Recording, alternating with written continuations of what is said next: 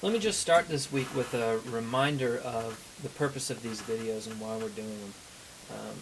The idea behind these videos is for me to teach, to go through the material and to really teach a concise main point that all good teaching should have one main point that you really drive towards, because they can't take home multiple vast points from a Sunday school lesson. So our lesson should be centered around one point, and by me doing this teaching and kind of laying it out for you, making it clear in your mind, what I hope that does is it frees you up to be creative and how we present that to the students. If we know that the main point coming out of this lesson is A, then how can I creatively teach this, both with different activities, with important questions, what discussion can I lead here or there. So I just want to remind you of that and hope that you're using these videos and then you're pausing for a little bit and saying, how can I creatively bring this to life for the children, or students, sorry. Okay, today we're talking about Solomon. This week is about Solomon, and Solomon starts out, they did a good job with the passages that they had us read. However, I think they missed one, and you'll hear me in a second talk about that. But if you start out in 1 Kings 3, 5 through 15, Solomon is in love with the Lord, is passionate about the Lord, is always offering sacrifices and wanting to be with the Lord. And so the Lord comes to him in a dream and asks him, says to him that he can have anything he wants. What do you want? To which he replies, he wants wisdom and discernment from God for how to lead people. And God finds that that's a great request. He's excited about it. He says, not only will I give you that, but I will also give you riches and honor on top of that because you didn't ask for it. So that's coming out. Everybody knows that about Solomon. He asked for wisdom, but God replied, I'll give you riches and honor on top of that. Now, the interesting thing is Deuteronomy 17, verses 14 through 20. And this is the passage that I wish that they had alluded to. I want you to look that up and read that, because this is Moses. He's giving his farewell address, and he's forewarning of what's going to happen. And he tells them, starting in verse 14, that when you enter the land, you're going to ask for a king.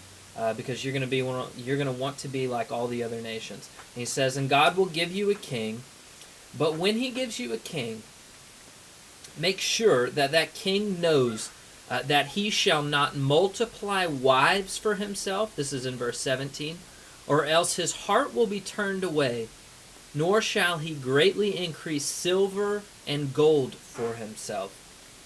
So Moses is warning from the very beginning that when the king comes into the land, he's not to multiply wives to himself, and he's not to multiply silver or gold to himself.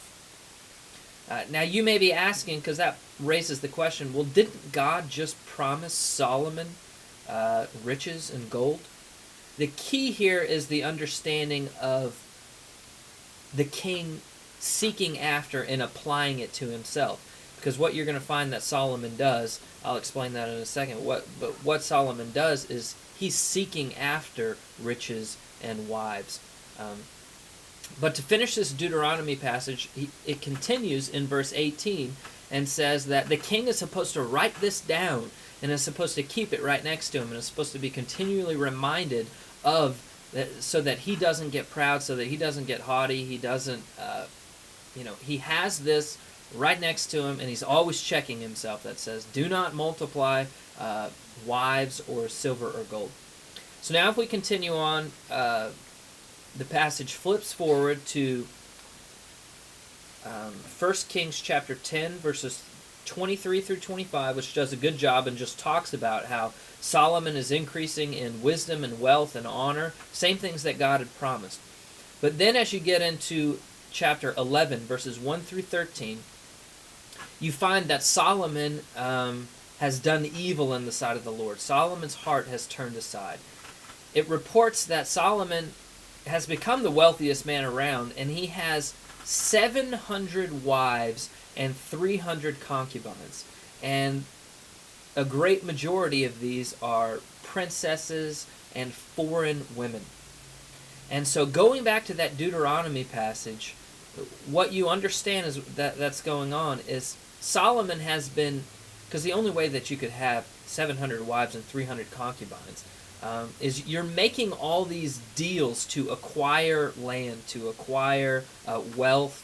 You're making alliances. Solomon is seeking after wealth and power by aligning with these foreign countries, and he's marrying their women, and he's taking these women to himself, and it's for the pursuit of gold and basically the lust of his own flesh. And the interesting thing is God had already promised Solomon that he was going to be rich and that he was going to be honored. But Solomon took that in the sinful nature and started acquiring that on his own, outside of God's will, outside of God's plan. Because he said, do not align with foreign women because they will lead you astray to foreign gods. And what you find in this passage is now Solomon, who at the very beginning was so passionate about sacrificing to God, he just wanted to be with God. He's now offering up sacrifices to idols and foreign gods, and he's doing it just to please the wives. So our main point is that Solomon's lust for money and for foreign women and his own pleasure has taken him down a terrible path. And so our main point is really harps on this last question, and that is, if you look on our sheet here, I don't care for this top section here, but I did really like these helpful, these humility helps prevent pride. I like that section because it says, list some things that draw your heart away from God. And our main point for, like I said, is what things of this world are drawing you away from God. Obviously, I think we have that problem in America. I think that this lesson is very pertinent to our students of what is it that is drawing us away from God. We come to church on Sunday mornings, we try and get focused, and then when we go out during the week, what is drawing our heart away, and what can we do? And then ask the next question, what can you do to help prevent your heart, or to help keep your heart close to God? So I like those two questions, but again, what I want you guys to do is take this is the meat of the lesson, and then just start thinking, how can I creatively teach this? How can I use this main idea, and once that's driven home from the text, how can we creatively make application? If I were teaching this, I would raise those two discussion questions, and then I would have my own personal responses. I would be reflecting in my own life. What is it that's drawing me away from God? And then, like I said, please be creative. Maybe it's an arts and crafts. Maybe it's a drama, something like that. All right. Thank you, guys. Bye.